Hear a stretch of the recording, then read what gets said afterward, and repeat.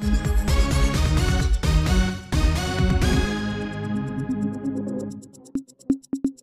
त्याच्यात ओमिनी गाडीत प्रथमदर्शनी असं दिसतंय की ओमिनी गॅस भरताना स्फोट झालेला आहे. 4-5 सिलेंडर पडलेले इथं नाशवंत अवस्थेमध्ये. नंतर एक मोटरसायकलचं पण नुकसान झालेलं आहे.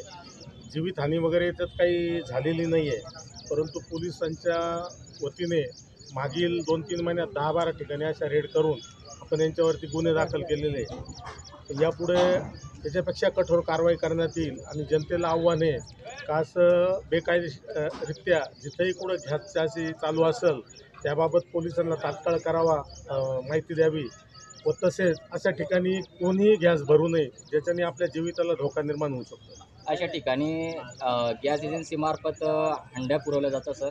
यावर आपण काही कारवाई करणार आहे का किंवा आज जी घटना घडली त्या ठिकाणी सुद्धा गॅसची गाडी आलेली होती अशी माहिती मिळते. माहिती मिळाली याच्यात जर गॅसवाला जर निश्चित दोषी असेल त्याला सुद्धा आरोपी करून त्याबाबत शासनाला अहवाल त्याचा पाठवण्यात येईल.